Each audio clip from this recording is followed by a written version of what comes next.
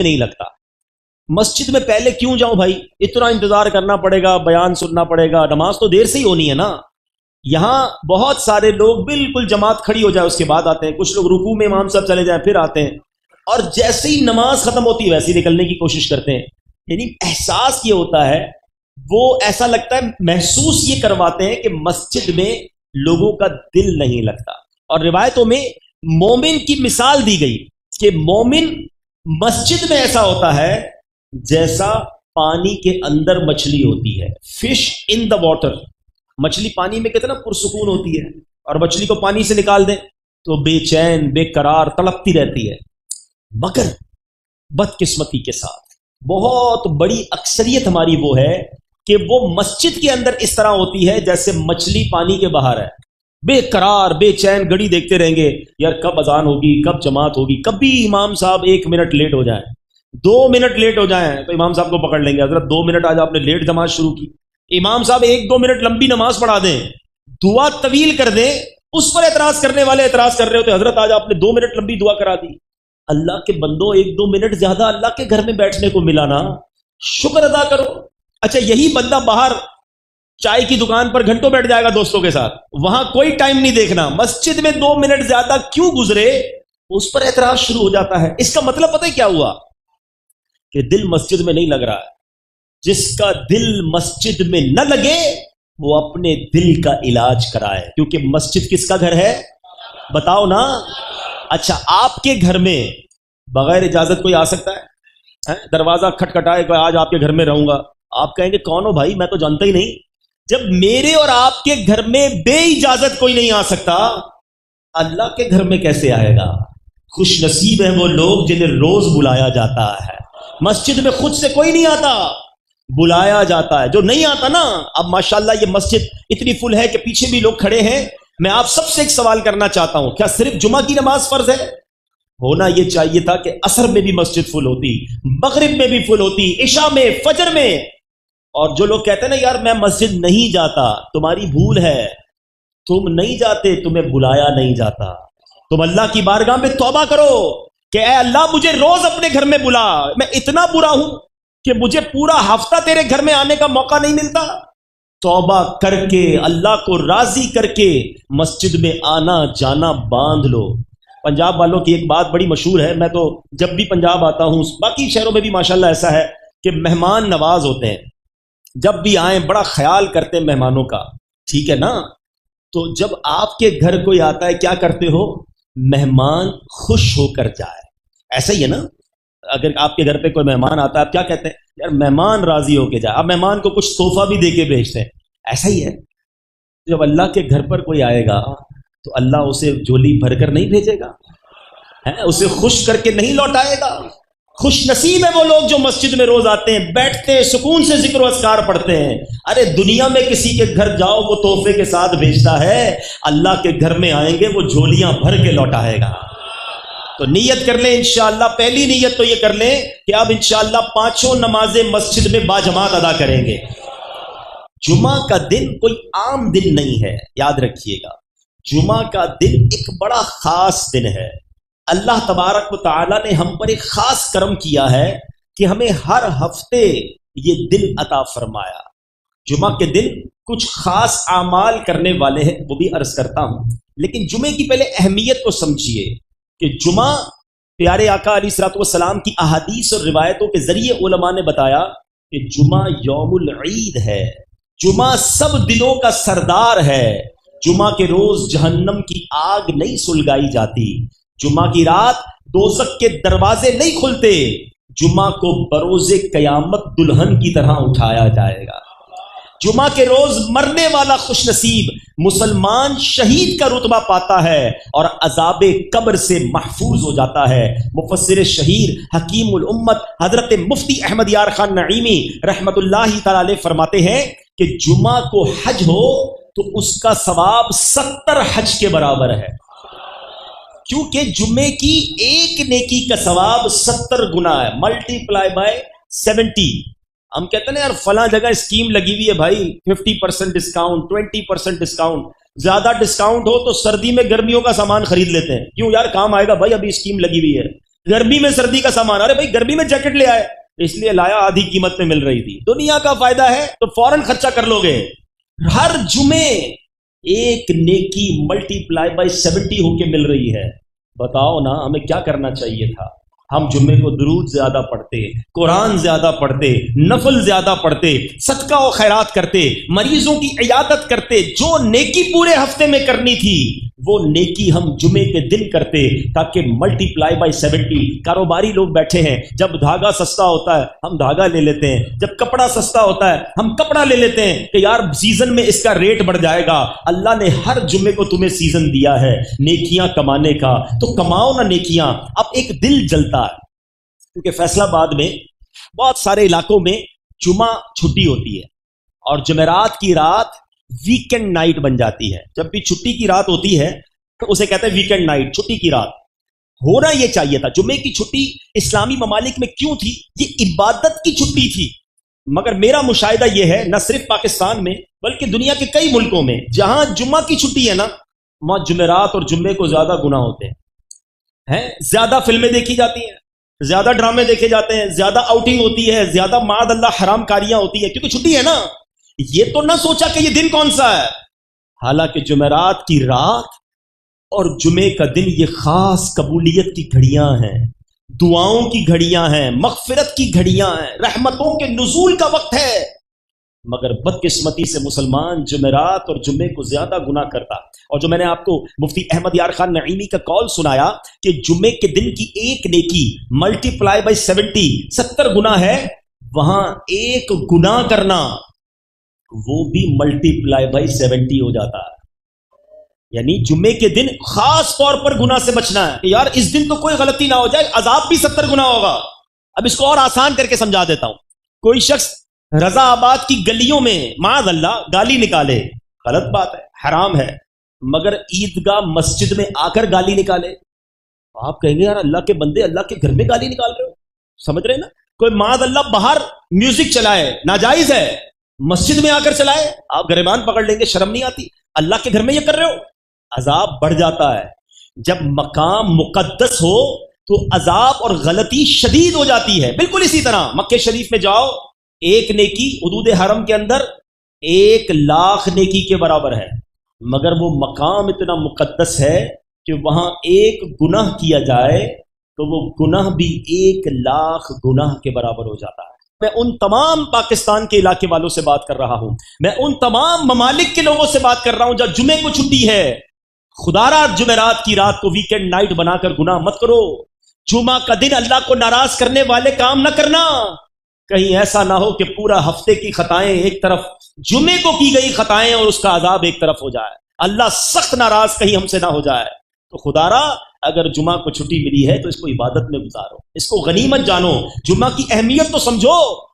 अल्लाह ताला ने इस एक दिन की गोया फजीलत को बयान करने के लिए कुरान पाक में पूरी सूरत सूरह जुमा नाजिल फरमाई और उसमें अल्लाह इरशाद फरमाता है, बिस्मिल्लाहिर रहमानिर रहीम, या अय्युहल्लज़ीना आमनू इज़ा नूदिया लिस्सलाति मिन यौमिल जुमुअति फस्अऊ इला ज़िक्रिल्लाहि वज़रुल बैअ ज़ालिकुम खैरुल लकुम इन कुंतुम तअलमून।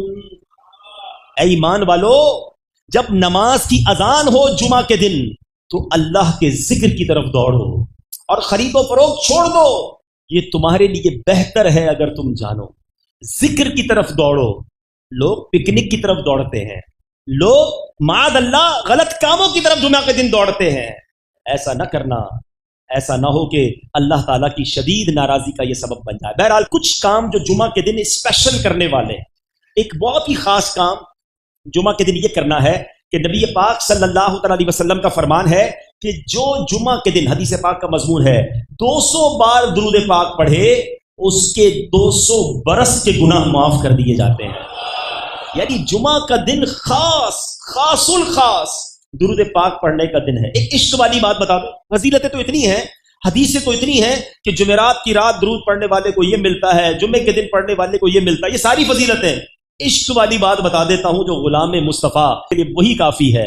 आका फरमाते जिसका मजमून है, और दिनों में जब बंदा दुरूद पढ़ता है تو فرشتے مجھ تک درود پہنچاتے ہیں، مگر جمعہ کے دن جو درود پڑھتا ہے میں خود سماعت کرتا ہوں۔ یعنی جمعہ کا دن ڈائریکٹ ڈائلنگ کا دن ہے، ادھر میں نے درود پڑھنا ہے، ادھر میرے آقا نے سماعت کرنا ہے۔ مل کر محبت سے درود پاک پڑھ لو، صلو علی الحبیب صلی اللہ تعالی علی محمد صلی اللہ علیہ وسلم۔ تو جمعہ کے دن تو کام ہی یہ ہونا چاہیے، تسبیح ہاتھ میں اور درود پاک کا ورد جتنا ہو سکے، جمعرات کی رات سے جمعے کی مغرب تک جتنا ہو سکے آپ درود پاک پڑھیں۔ جو پورا ہفتہ نہیں پہنتے نا امامہ، ان سے بھی میری گزارش ہے کم از کم جمعے کو باندھ لیا کر۔ اب ذرا روایت سننا، میرے آقا علیہ الصلوۃ والسلام فرماتے ہیں بے شک اللہ عز و جل اور اس کے فرشتے جمعہ کے دن امامہ باندھنے والوں پر درود بھیجتے ہیں۔ اللہ اور اس کے فرشتے درود یعنی رحمت بھیجتے ہیں، تو جمعے کو تو امامہ باندھ لیا کرو۔ دل پر چوٹ کر دوں، چوٹ کرنے کے لیے عیدگاہ مسجد میں اعلان ہو جائے کہ جو جمعے کے دن امامہ پہن کر آئے گا باہر جاتے جاتے 1000 کا نوٹ لیتا جائے۔ بتاؤ کوئی آئے گا بغیر امامے کے؟ باہر امامے کی دکانیں کھل جائیں گی، ارے بھائی عیدگاہ مسجد میں امامہ دو، جلدی سے 1000 روپے ملیں گے، مسجد میں بھی جگہ نہیں بچے گی 1000 روپے کے لیے۔ ادھر اللہ اور اس کے فرشتے درود بھیج رہے ہیں، بتاؤ نا دنیا کی قیمت کی کوئی کمپیریزن ہے؟ تو جمعے کو تو امامہ پہن لیں، نیت کرتے ہیں انشاءاللہ۔ آگے چلیں، روایت سن لیجئے۔ حضرت حمید عبد الرحمن رحمۃ اللہ تعالی علیہ اپنے والد سے روایت کرتے ہیں کہ جو شخص جمعے کے دن اپنے ناخن کاٹتا ہے اللہ تعالیٰ اس سے بیماری نکال کر شفا داخل کر دیتا۔ یہ بہت سارے لوگ کہتے ہیں رزق میں بڑی تنگی ہے جناب، کاروبار بڑا مندہ ہے، تو مفتی امجد علی اعظمی لکھتے ہیں کہ جمعے کے دن ناخن ترشوانا مستحب ہے، ہاں اگر زیادہ بڑھ گئے ہوں تو جمعہ کا انتظار نہ کرے کہ ناخن بڑا ہونا اچھا نہیں، کہ ناخنوں کا بڑا ہونا تنگی رزق کا سبب ہے۔ بڑے بڑے لڑکیوں نے بھی ناخن بڑھائے ہوتے ہیں، پھر کہتے ہیں جناب روزی میں تنگی آ گئی، کاروبار مندہ ہو گیا، گھر میں بڑا پرابلم ہے، تو ناخن بڑھانا بھی یہ تنگی رزق کا ایک سبب ہے۔ سبحان اللہ۔ جمعے کے بارے میں میرے آقا فرماتے ہیں الجمعۃ حج المساکین، یعنی جمعہ کی نماز مساکین کا حج ہے۔ اور دوسری روایت میں ہے کہ الجمعۃ حج الفقراء، جمعہ کی نماز غریبوں کا حج ہے۔ اور سبحان اللہ، مسجد میں ٹھہرنے کی بات ہو رہی تھی، امام غزالی رحمۃ اللہ تعالی فرماتے ہیں کوئی شخص نماز جمعہ کے بعد اگر عصر کی نماز پڑھنے تک مسجد میں رہے اور اگر نماز مغرب تک ٹھہرے تو افضل ہے۔ کہا جاتا ہے کہ جس نے جامع مسجد میں جمعے کی نماز ادا کی وہیں رک گیا اور عصر کی نماز تک ٹھہرا رہا، اس کے لیے حج کا ثواب ہے، اور اگر وہیں رہ کر مغرب پڑھی اس کے لیے حج اور عمرے دونوں کا ثواب ہے۔ یہ ہے جمعہ کا دن، نیکیاں کمانے کا دن۔ تو کوشش کریں کہ یہ جمعہ کا دن خاص نیکیوں میں، عبادت میں، اللہ کی رضا والے کاموں میں گزاریں۔ میٹھے اسلامی بھائیوں، جب بھی محرم کا مہینہ آتا ہے ہمیں خاص کربلا والوں کی یاد دلاتا ہے۔ تاریخ دنیا میں ایسی ظلم کی داستان کبھی نہ ہوئی ہوگی کہ نواسہ رسول، جگر گوشہ بطول، پیارے آقا علیہ الصلوۃ والسلام جن کو فرمائیں میرے پھول، ان کے ساتھ جو ظلم کیا گیا کربلا کے میدان میں 3 دن بھوکا اور پیاسا رکھ کر پورے قافلہ امام حسین کو شہید کیا گیا۔ ایک عجب داستان ہے، جب بھی سنے آنکھیں اشکبار اور دل بے قرار ہو جاتا ہے۔ مگر میں واقعہ کربلا سنانے کی بجائے، وہ تو آپ علماء سے سنتے رہتے ہیں، مجھے اور آپ کو اس واقعے سے سیکھنے کو کیا ملا؟ مجھے اور آپ کو کربلا پیغام کیا دیتا؟ کبھی کبھی عقل حیران ہو جاتی ہے کہ جناب کلمہ پڑھنے والے بھی ایسا کر سکتے ہیں۔ وہ لوگ کلمہ بھی پڑھتے تھے، وہ لوگ اذان بھی دیتے تھے، وہ لوگ نماز بھی پڑھتے تھے، اپنے آپ کو مسلمان کہتے تھے، نبی پاک کا امتی کہتے تھے۔ اس قدر شدت، ایسا ظلم، 6 ماہ کے علی اصغر کے گلے پر رضی اللہ تعالیٰ عنہ خنجر چلانا، تیر چلانا، امام حسین جن کے بارے میں نبی پاک فرمائیں یہ جنتی نوجوانوں کے سردار ہیں، یہ وہ نواسہ رسول جنہوں نے نبی پاک کے کاندھوں پر سواری کی، اور پیارے آقا کے خاندان کے لوگوں کو اس طرح شہید کرنا یہ پاسبل کیسے؟ کبھی کبھی عقل جو ہے نا وہ کام نہیں کرتی، مگر پھر علماء جواب دیتے ہیں کہ ریزن کیا تھا، ایسا ظلم کرنے پر وہ لوگ کیسے آمادہ ہو گئے۔ یہ بڑی خطرناک بات کرنے چاہ رہا ہوں، اور یہ ریزن پتا ہونے کے بعد، یہ وجہ معلوم ہونے کے بعد میں نے اور آپ نے اپنے آپ کو چیک کرنا ہے، کیونکہ نبی پاک صلی اللہ تعالی علیہ وسلم فرماتے ہیں 2 بھوکے بھیڑیے बकरियों के रेवड़ में छोड़ दिए जाए, बकरियों का एक पूरा गौल जा रहा हो और दो भूखे भेड़ियों को उस रेवड़ में छोड़ दिया जाए, वो इतना नुकसान नहीं पहुंचाते जितना कि माल और मर्तबे का लालच इंसान के दीन को नुकसान पहुंचाता है। जरा सोचिए। एक और जगह हजरत सैयदना हसन बसरी रज़ी अल्लाह तआला से मुरसलन मरवी है, दुनिया की मोहब्बत हर बुराई की जड़ है। आप जरा आज के दौर में देखते हैं, कभी कभी लोग कहते हैं ये कैसे हो गया, ये इतना बड़ा जुल्म कैसे कर दिया। अरे उनको इक्तिदार का नशा था। इब्ने साद को, इब्ने जियाद ने वहां शिमर को और जितने लोग करबला के मैदान में मौजूद थे उनको लालच दिया था कि ये काम करो, तुम्हें हुक्मरानी मिलेगी, पैसे मिलेंगे, इतना माल मिलेगा। माल की लालच, इक्तिदार की लालच आई, आंखों पर ऐसा पर्दा पड़ा कि जुल्म की दास्तान रकम कर दी। लेकिन क्या आज ऐसा नहीं हो रहा? थोड़े पैसे के लिए मुसलमान की मौत का सबब नहीं बन रहा है। आज मिलावट करने वाला क्या कर रहा है? जो माद अल्लाह छोटे थोड़े से सिक्कों के लिए दवाई में मिलावट कर देते हैं। अरे दवाई तो जान बचाने के लिए थी ना। मुसलमान कहलाने वाले आए दिन पकड़े नहीं जाते खाने पीने की चीजों में क्या मिला रहे हैं जनाब। कोई पत्ती के अंदर बुरादा मिला रहा है, कोई चीनी के अंदर क्या मिला रहा है, कोई क्या मिलावट कर रहा है। ये क्या हो रहा है? चंद सिक्कों की खातिर भूल गए। याद रखना, ये दुनिया की लालच और ये थोड़े सिक्कों के लिए किसी दूसरे का बेड़ा गर्क होता हो तो हो जाए, यही तो यजीदी तरीका था ना, यही तो यजीद वालों का अंदाज था। आज कहते मैं पंजतन का गुलाम हूं, मैं इमाम हुसैन का चाहने वाला हूं, हर साल मुहर्रम में लंगर बनता है मेरे घर में, इमाम हुसैन की नियाज दी जाती है। अरे जनाब हम तो बहुत बड़ी सबील लगाते हैं। सारी चीजें एक तरफ, बताओ लालच छोड़ी कि नहीं है? ये लालच तो यजीदियों का काम था ना। क्या इमाम हुसैन ने माद अल्लाह लालच की थी जो तुम करने बैठे हो? बस किसी तरह माल आना चाहिए। क्या नौकरी करने वाला, क्या कारोबार करने वाला, क्या ठेला लगाने वाला, ऐसा नहीं है करोड़पति आदमी बेईमानी करता है। जिसको जिधर मौका मिल रहा है ऊपर अलग फ्रूट दिखाएंगे, नीचे गला सड़ा फ्रूट थमा देंगे। क्या है ये? यजीदी तरीका है। माल के लिए अगले का नुकसान कर देना, ये यजीदी तरीका है। तुम कहते हो मैं इमाम हुसैन का गुलाम हूं। एक बार नबी पाक सल्लल्लाहु अलैहि वसल्लम एक गल्ले वाले के पास से गुजरे और उसके गल्ले में हाथ लगाया और उसके गल्ले में हाथ अंदर डाल दिया तो वो गीला था। आका ने फरमाया ये गीला वाला ऊपर क्यों नहीं रखा? तो हुजूर बारिश हो गई थी। फरमाया अगर गीला हो भी गया तो गीला वाला ऊपर क्यों नहीं रखा? फिर वो तारीखी अल्फाज फरमाए, मन गश्शा फलैसा मिन्ना, जिसने धोखा दिया वो हम में से नहीं। अब बताओ कौन है जो धोखा नहीं देता? जिसको जिधर मौका मिलता है किसी तरह पैसे आ जाए, किसी तरह माल आ जाए। हलाल हराम छोड़ो जनाब, सूद का कारोबार कर लेते हैं, रिश्वत का काम करते हैं, झूठ बोलकर मिलावट करके। क्या जवाब दोगे इमाम हुसैन को? और कहते हो मैं पंजतन का गुलाम हूं, करबला का मैदान और क्या पैगाम देता है? इमाम हुसैन जिस वक्त शहीद हुए उस वक्त सजदे के आलम में थे। करबला का वो सजदा पैगाम दे रहा है कि देखो नमाज कभी ना छोड़ना। पंजतन का गुलाम कहलाने वाला फजर कज़ा कर देता है, उसकी ज़ोहर चली जाती है, उसकी असर मगरिब चली जाती है और कहता है मैं तो पंजतन का गुलाम हूं। ये गुलामी है?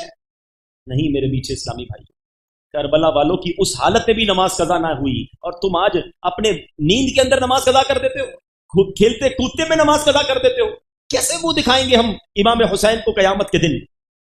वो रात 9 मुहर्रम की रात, वो रात कैसे गुजरी थी जिसको शब आशूर कहते हैं। करबला वालों के खैमों में तिलावत हो रही थी, सजदे हो रहे थे, दुआएं हो रही थी और यजीद के कैंप में नाच गाने हो रहे थे, शराब हो रही थी, रंग रलियां मनाई जा रही थी।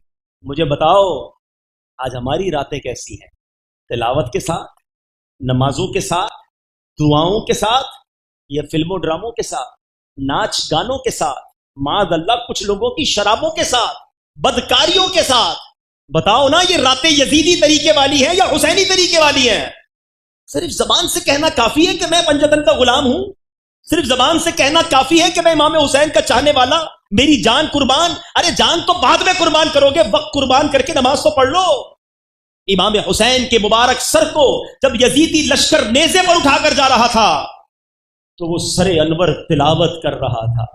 इबादत हो तो ऐसी हो, तिलावत हो तो ऐसी हो, सरे शब्बीर तो नेज़े पे भी कुरान सुनाता है। इमाम हुसैन का सर तो नेज़े पर भी तिलावत कर रहा है। और जो पंजतन के गुलाम होने का दावा करता है उससे पूछो भाई कुरान पढ़ना आता है? قرآن پڑھنا بھی نہیں آتا، پڑھنا تو دور کی بات، پڑھنے کی ایبلٹی بھی نہیں ہے. یہ کیسی غلامی ہے؟ پوچھو نا اپنے آپ سے. شربت پلانا، نیاز کرنا، نعرے لگانا بلا شبہ اچھی بات ہے، میں ڈسکریج نہیں کر رہا، مگر حقیقی غلامی تو یہ ہے نا